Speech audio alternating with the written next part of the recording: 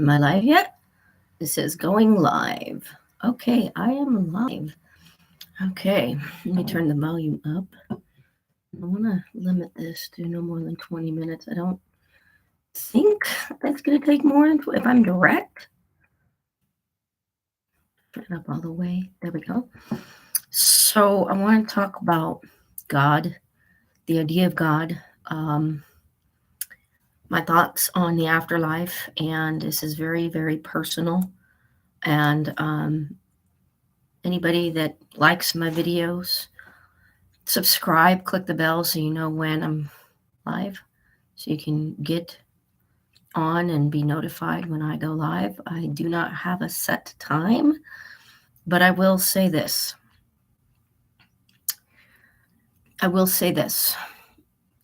More than likely, I'm in Pacific Standard Time. I'm in California. And mornings, I'm usually at the gym. So if I'm going to go live, if it's Monday through Friday, it's probably going to be sometime after 11, sometime after 12 p.m. or after 11 a.m. Because the gym has classes that I go to. More than likely, if I do go live, it's going to be in the afternoon, not at 7 a.m. Definitely not at 6 a.m., 8 a.m., 9 a.m. No. So this is a very personal journey. You can see my other videos, especially going back 10 years, 12 years, 13 years. I want to say some of them are as old as 2008, 2009, 2010. I was going through my own deconstruction of Christianity, heading down the road of agnosticism and atheism. And you can watch those videos and see just YouTube has changed so much. It used to be much more simple. I liked it how you used to be able to reply to a video and used to do a video reply. You can't do that anymore. So, oh God, where do I start? The afterlife. Okay, well, I have a new perspective on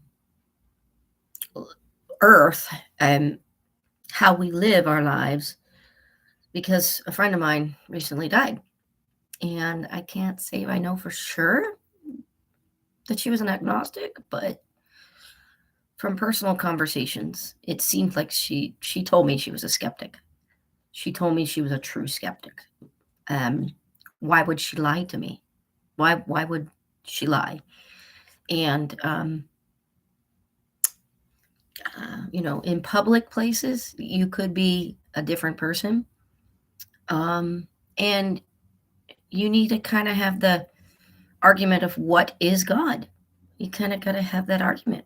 How do you define God? And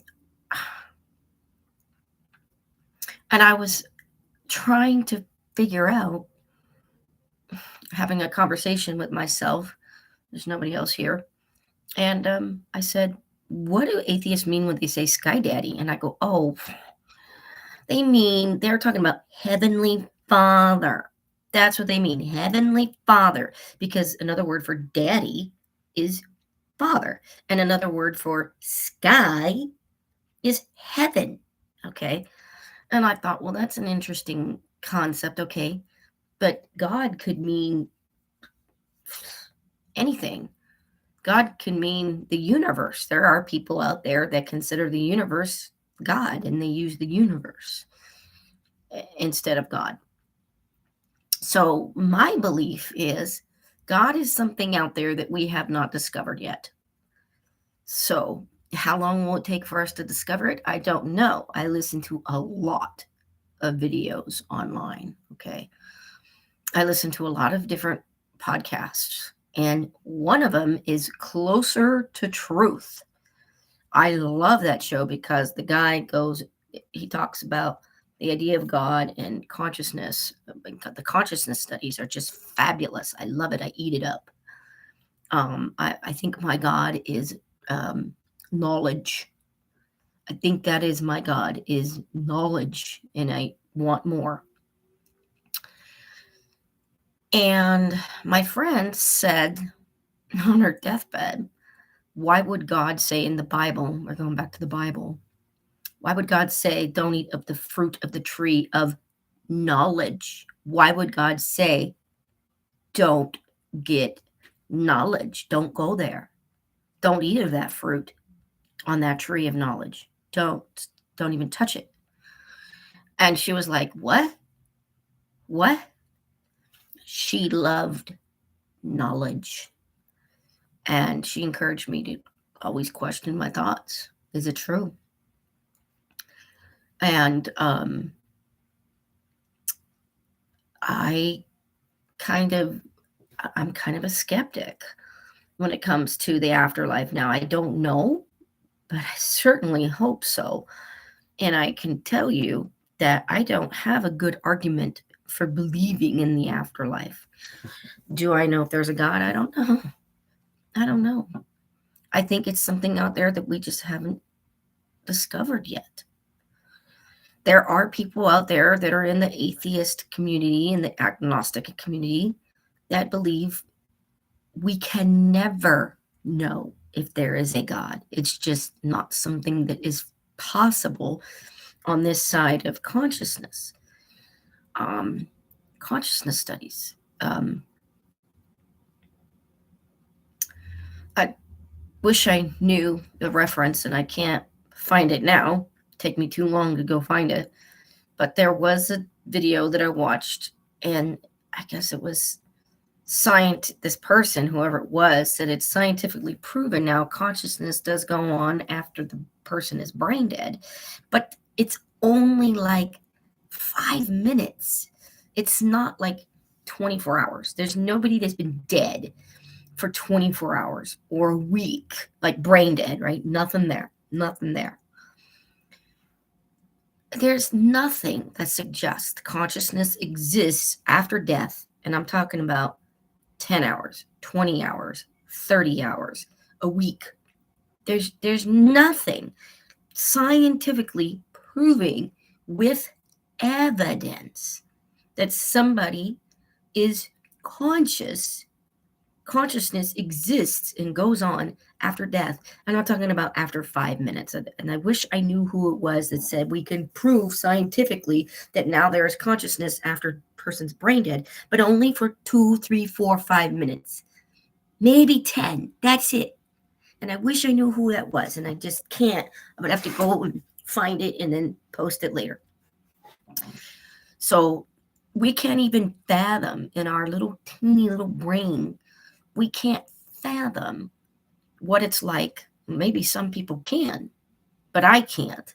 I can't even fathom what that would be like to have no consciousness, because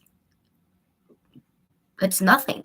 You can't even picture nothing, because if I go there and think, well, if there's no consciousness after death, then there's no heaven, there's no hell. And some people say hell is fire and brimstone. Some people say, oh, it's just separation from God.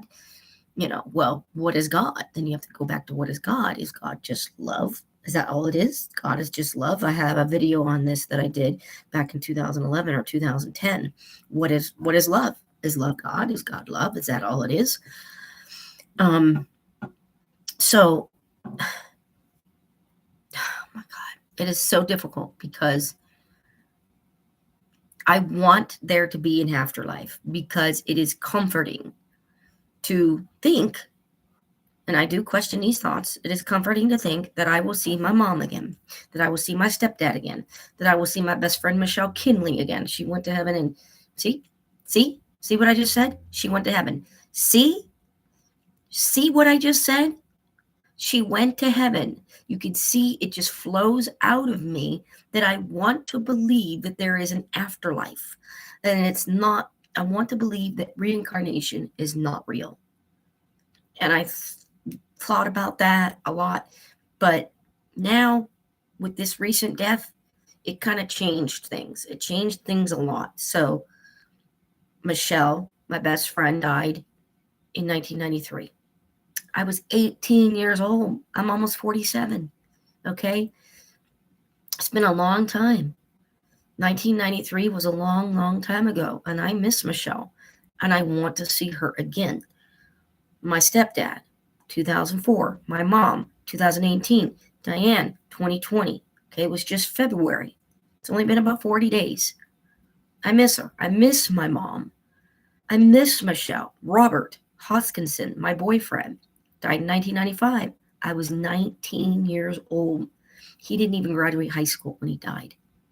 He wasn't done with his senior year. I don't know how much time he had to graduate, but he wasn't done. I miss them. I want to see them again. And it's comforting, but do I have proof? No. I'm not going to say I know for sure that an afterlife exists. I'm not going to say that yes, I know. Bullshit. So it's comforting to me. But here's the real kicker.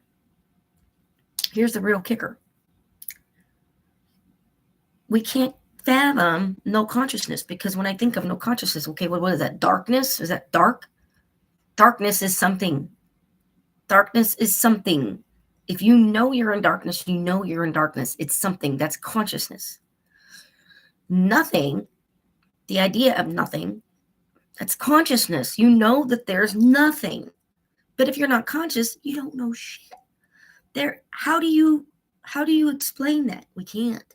There might be some agnostics or atheists that are okay with that and conceptualize that. I can't conceptualize that. It's like, how do I go from consciousness to thinking there is no consciousness?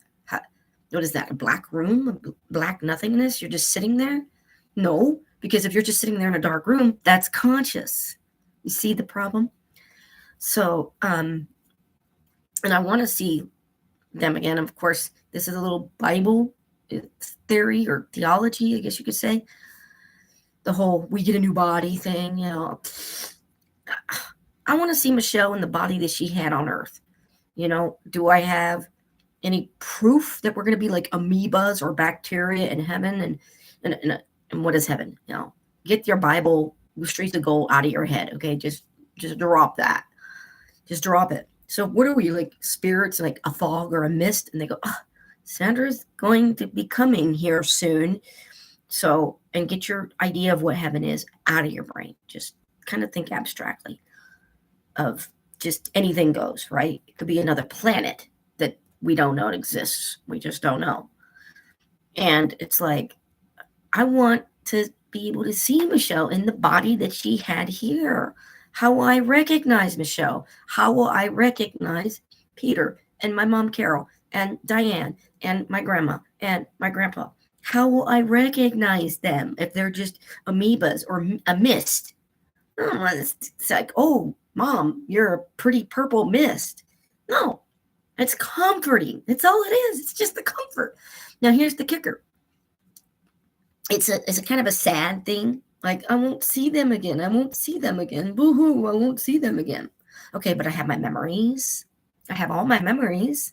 And I'm going to have to go back and read journals and stuff like that of my mom, because there's a lot of memories that I have forgotten because she had Alzheimer's and she wasn't diagnosed until 2 weeks before her death. But I have memories, but I have to go back in my journals 2016, before 2016, because I've been writing my journal entries in Word, in my MS Word. And I've been writing and writing and writing ever since, I'm going to say a lot since 2016. So right now I'm on October 17th, 2018. That's where I stopped. And I'm putting it in Microsoft Word. Just something for me that when I'm on hospice or dying, I can read it. But I have to go back before 2016. I have to go back before 2010 to read when my mom was in her 50s and when she was in her 40s. So I have to go back to the 90s when my mom was really good. And that's a blessing. That's the blessing. That's the juice. That's the cream. That's the secret sauce, is the memories. Now, if I'm not conscious after death, then I will not be sad. I will not be missing my mom, my dad, Michelle, Diane. I will not be missing anyone, because if I'm dead and if there's no consciousness after life, and I'm not talking about the first 5 minutes because of this proof, I wish I knew who it was. I wish I knew who that was that said that we have scientific proof. And I think it's just anecdotal. I think that's all it is, these end of life things, and people cross over and they're like, yeah, I saw myself hovering above, and they were doing CPR. And then after 5 minutes, I came back and I was walking down the hallway, and then I went back into my body and I came back. And this person was dead. Like, and they have stories of, this is what the doctor said. I heard them say this. And the doctor's like, yeah, I did say that. And you were dead. You were flatlined. There was nothing there. Right. So I think that's all it is. It's just anecdotal evidence. And anecdotal evidence is not scientific. It's just somebody's story. That's all it is. We can't test it with random control studies. Wouldn't that be awesome?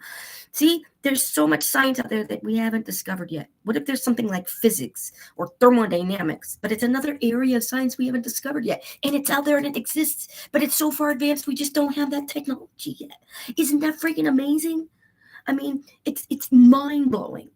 So the calmness, it goes away from the fear. Right? It goes away from the sorrow, because if you're, oh, there's no heaven. Oh, there's no heaven. I'm not going to see my friends again. I'm not going to see my mom again.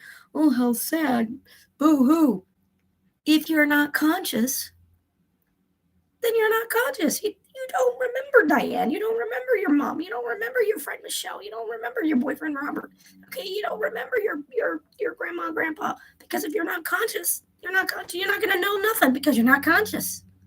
I mean, do I remember my previous life? If previous lives are true, do I remember? Hell no, I don't. I don't.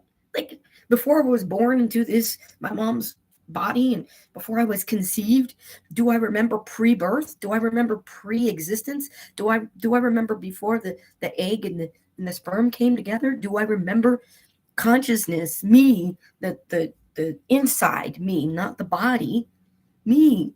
Inside, do I remember who I was before this body and before the egg and the sperm?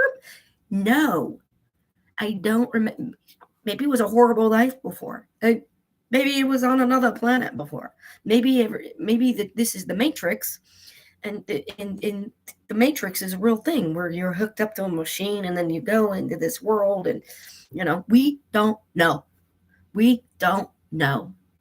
And last night I was having a little aha moment, like, okay, well, you don't have to worry about I don't have to worry about, am I going to see my mom again? Am I going to see Diane again? I don't have to be sad of the idea of no heaven. Could be true. Could be very true. No heaven, no afterlife, no nothing, no consciousness. And I thought, well, you got your memories. You got your memories. That's the thing. And Diane lived in the now. She made everything count.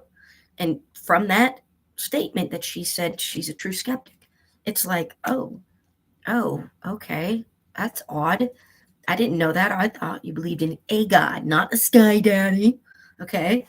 Not the Heavenly Father from the Bible. I'm not talking about that. Get that out of your mind. Get it out of your mind, because I think a lot of atheists are just anti-Christianity or anti-Muslim or anti-Judaism, the big three. I've heard a lot of atheists say, I believe in non-God religions like Buddhism or Hinduism. They believe in that, but they don't believe in the monotheistic religions. They don't believe in it at all. And I'm like, okay, well, I had to ask myself, what does it mean for me to believe in an afterlife if I don't believe in a God? How do you conceptualize heaven or a place? I'm not even going to say the word heaven, because people think of streets of gold and Jesus is there and on the right hand side of God. And I was told from a Baptist preacher to be a bucket of blood, and we'll just look at it all day. Like, thank you, blood, for just saving me. Like, I'm boring. It's a really good show on Netflix called The Good Life, and about these 4 people, and they get to heaven or whatever it is, whatever you want to call it, a new earth, whatever you want to call it. And hell is a bar, and heaven is, I don't know, a city, and it looks like earth. And they get a second chance of doing whatever. They get a second chance to do over. And that's a very good, interesting theory, because it's not this streets of gold, baloney, cockamania Bible stuff that Christians love. And it's all circular reasoning. It's like, all they don't have a leg to stand on, because it's all, well, God said so because it's in the Bible. You need to have something else besides the Bible. Sorry. So, and they don't understand straw man. They don't understand any of these fallacies that they're doing. They don't understand circular reasoning or begging the question. They don't understand that. They don't get it. All they got is their God and their Bible, and that's it. And that's the only thing. So because Diane was a skeptic and she loved life and she made Earth her heaven, it's like, oh. I was like, is that how all atheists or agnostics live their life? Like, you've got one shot, baby, because after this life, that's it. This is it. This is, you got your legacy, and you go on by what you leave people. You create memories and imprint. Diane has imprinted herself on my mind and on my heart. I remember her. There's so much stuff that she told me, so many things that she said, so many things she told other people that I heard her say, but she told them to other people, or in a group, because of the silver sneakers, and I got memories of my mom and my stepdad, and I was like, oh, is that how atheists look? Like, you got one shot. This is it. There is no, oh, they're better now. Okay, yeah, okay. They're not suffering. Okay, well, I guess that's based on a heaven. That's based on a heaven, streets of gold. Oh, everybody's happy. Everybody's good. But if there's no consciousness and there is no heaven, they're also not in pain. Because if there's no consciousness, how can that soul be in pain? If there's no consciousness, there's no soul. There's no soul. So it's kind of like a weird double-edged sword, because you get the benefit of believing in no consciousness and no afterlife is no consciousness. You're not in pain, because you won't know it. You won't know if you're in pain if you're not conscious. There's nothing. So that's good. That's good. It just hurts, because then I won't be able to see my mom, my dad, and all those people. But if I'm not conscious, I'm not gonna freaking remember them anyway. So why even go there? It's like a waste of freaking time. So that led me to the conclusion. Don't even think about it. Think of what Diane taught me. I need to learn good communication skills. I need to learn to listen twice as much as I speak, because we got 2 ears and 1 mouth, unless you're deaf, right? I'm not talking about people that are deaf and can't hear. I'm talking about hearing people. We have 2 ears and 1 mouth, so speak 1/2 less. Listen twice as much as you speak. Listen well, and active listening. Learn how to salutate. Hi, my name is Sandra Gregston. How are you? That way I can introduce myself, and I'll always have a strong introduction. And listen to people and be genuinely interested in other people. It's one of the principles of how to win friends and influence people. And then continue with me living my life fully. That's it. That's it. There's nothing else. There is no save people and tell people the gospel and this and that and this. No. It's just this life. And for me to put everything in it. And for me, my God, I guess, is education, because, think of it. I know I'm running over 20 minutes. Think of it. When was a plane invented? If you go back to the 1700s, the 1600s, if you could tell people there would be these flying things in the air, these big machines in the air, these big, huge birds, and these big, huge machines in the air, and people would be loaded onto them. And I'm talking, if you'd say to people in the 1700s, there'll be a big bird in the sky, and people would be able to get on these big birds, and 100, 200 people at a time would be able to get in this big, huge bird, and these big, huge machines would fly people across nations and across states. They would be like, it would blow their brains out. Are you kidding me? Because it's too far in advance. It's too far ahead. They wouldn't be able to understand. Like, but you would have to say like something like a big, huge bird, because they know what a bird is, and they can imagine a big eagle that's the size of their farm. Okay, like if they have a farm and it's the 1700s or the 1600s or the 1800s, then they can say, oh, that big of a bird in the sky, and people are going to get in the bird? Like, how does that happen? Because you can't say airplane, because they don't know what an airplane is. So that's what I'm talking about. If we go back to the 1700s and we see how long it took for electricity to be invented, and how long did the first car take to be invented? If we go back to the 1700s, okay, we're talking at least, what, 200 years? Okay, so if we take that, what do we not know that we can learn, but it will take us 200 years from now to discover? We don't know. Guys, this is 2022. I remember my mom telling me in the 1980s, she was born in 1952. She would have been 70 this year. And she used to tell me as a kid, when I was a kid, that her generation, back in the 60s, she said, Sandra, we used to think that by now we would be eating a full meal in a little pill. And I said to her, really? And she goes, yes, we thought that back then in the 60s, 70s, that by 2000 or by 1990, by 2000, that we would be eating a full meal, like chicken, pasta, and rice, and water, and everything. A full meal would be in a little pill. And I said, really? You guys thought that? And she goes, yep, it's 2022. I have chicken in there. I had chicken last night.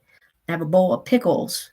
There is no pill to say, this is a pill of spaghetti and meatballs and a side of cornbread and Coke.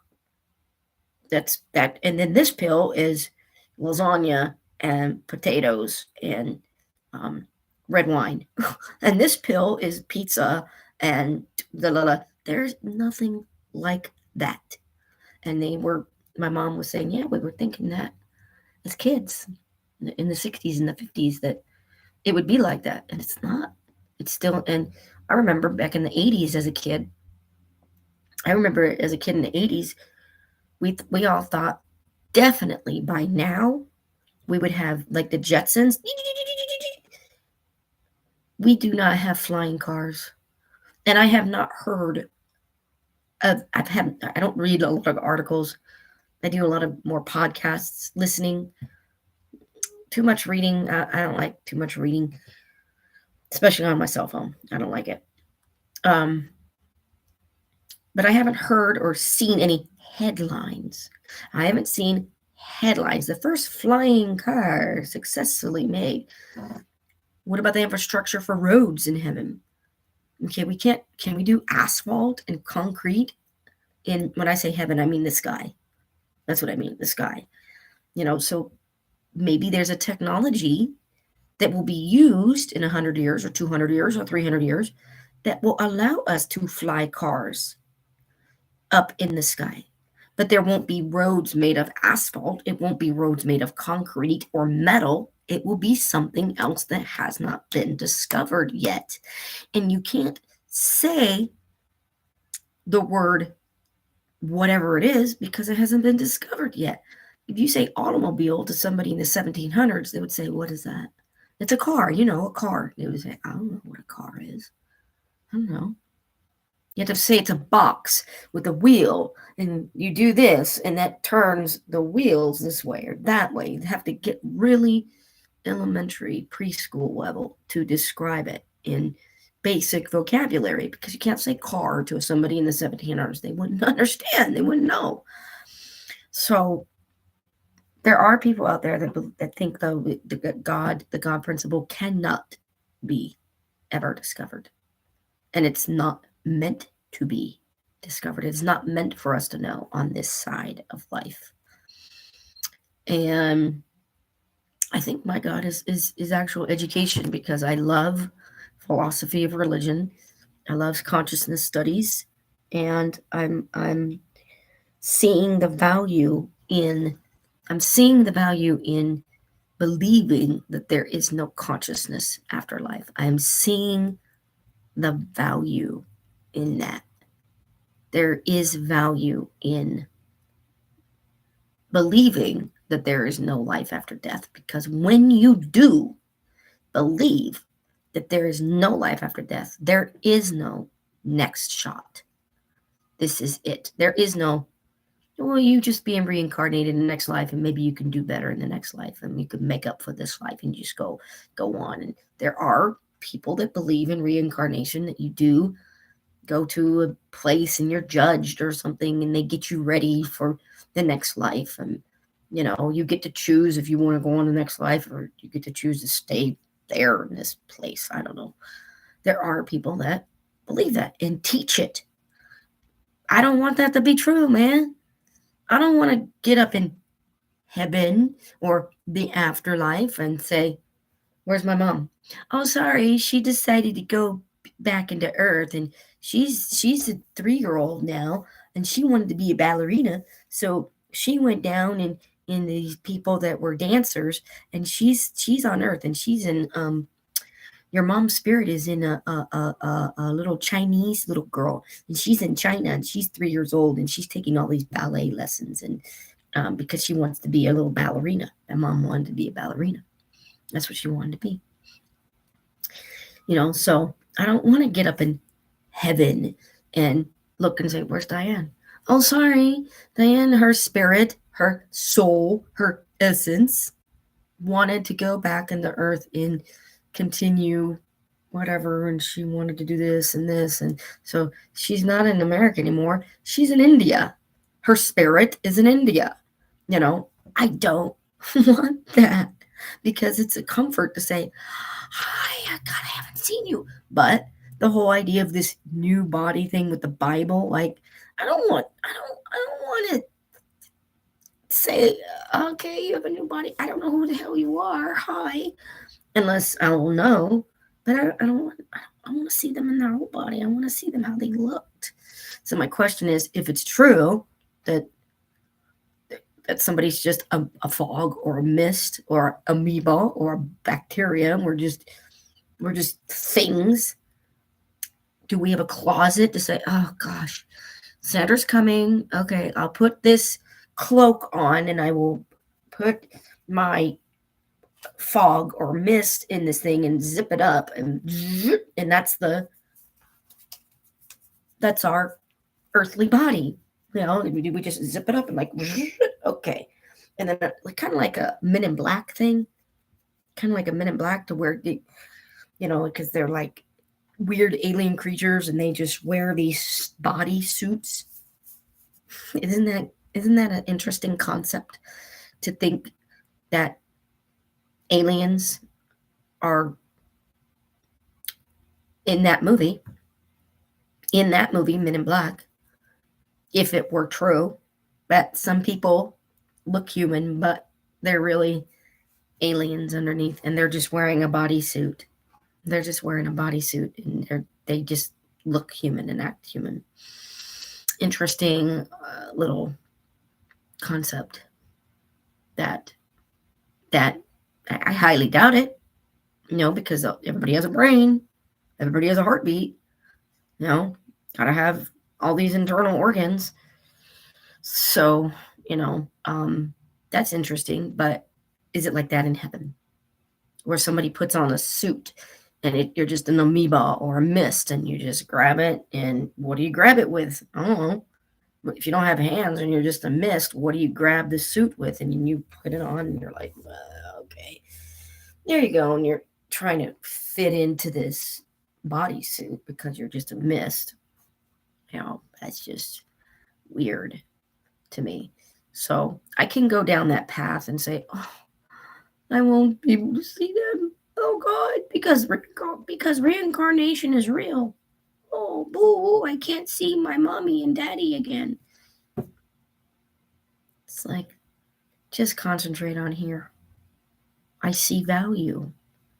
It's an enlightening, refreshing way of looking at life, to not know the truth and to not know if there's consciousness, and to go there and say there could be reincarnation. And okay, if there is, there is. Why spend time boo-hoo, reincarnation's real?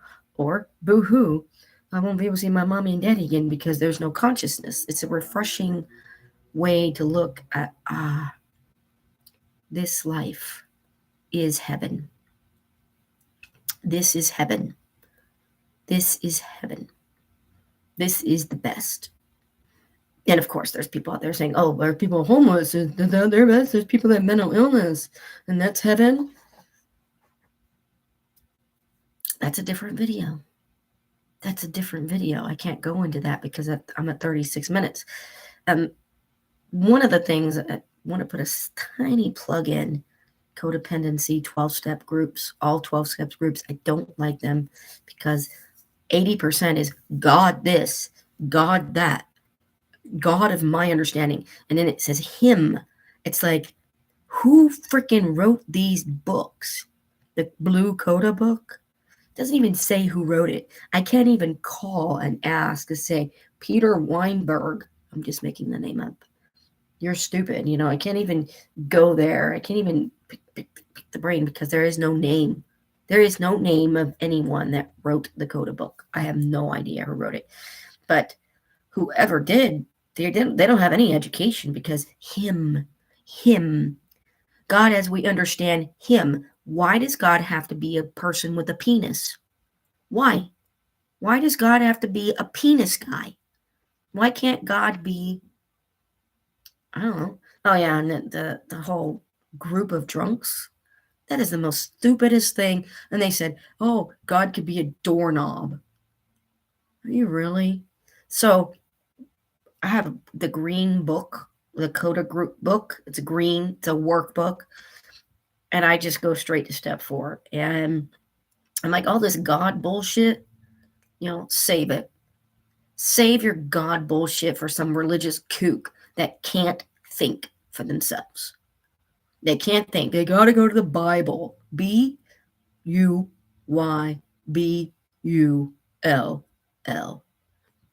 That's it. Just, And I'm so glad I found an atheist website for codependency groups that have nothing to do with these stupid 12 steps and bullshit like that. It's like, you go to these meetings, and if it's an hour and a half, they spend the first 30 minutes going through the steps and the traditions and talking about the steps and the traditions and all this coda stuff. The first 30 minutes, you waste time. So, yeah, I'm thinking, can't these people read books? I don't know. And the last one is, I have a therapist, and I'm going to be changing therapists. He's retiring. He said, no, you're not a codependent, Sandra. You're grieving. You're not codependent. And I'm like, oh, because I don't want to fix people. I can care less. I'll help them, but I don't want to fix them. I'm not around saying, let me fix you. Let me fix you. Let me fix you. Oh, I can do that. Oh, I can do that. I don't know. I mean, I don't see myself doing that, but I don't know what I would do if I was like employed and in a really in a position to where I could do more, to where I could be asked to do more, and then I would take too much on. I don't know. I'm not sure if I would do that. I'm not sure, because there are some positions where you can't do more.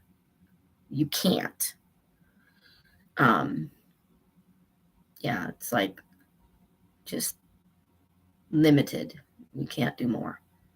So, but there are a lot of positions where bosses will ask you to do more, and they'll ask you to do more, and they'll ask you to do more and more and more before you're just totally maxed out. So that's something that I need to be aware of.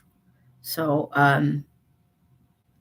yeah, I don't like the idea of powerlessness. Like, that's a bunch of baloney.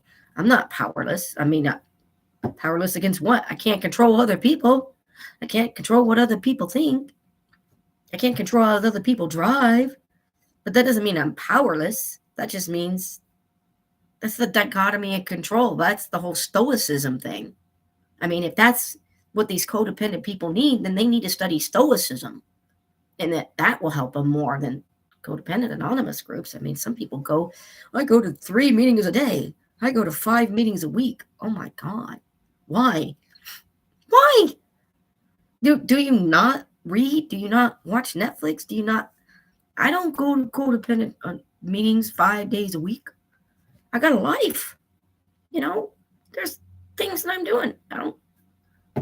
I just spend my time doing other stuff. And I guess that's the difference between me and other people, is especially Christians. They don't know how to think for themselves. They don't. They only rely on their Bible crutch. They can't think for themselves. They can't. They're scared. They are scared. They just live in fear. And it's like, I want none of it. I don't want to live in that world of fear. I'm done. It's wasting my time to live in a world of fear. Half of what I fear, more than half, doesn't even come true. The worst case scenario of things that I thought would happen to me did not happen to me. It did not happen. So, yeah. So, 40 minutes. Okay, I'm done. I'm done. If you like my videos, like, subscribe, click the bell so you know when I'm coming live again. And maybe someday I'll have a show. Maybe someday I'll have guests. Probably not here, though. Probably not here at this place. This place is a little bit too small. I would have to move before or I would have to partner with somebody else and create and go to their place. I would have to go to their place and do that, because I really would like to pick people's brains. I would love that. I like education. So until next time.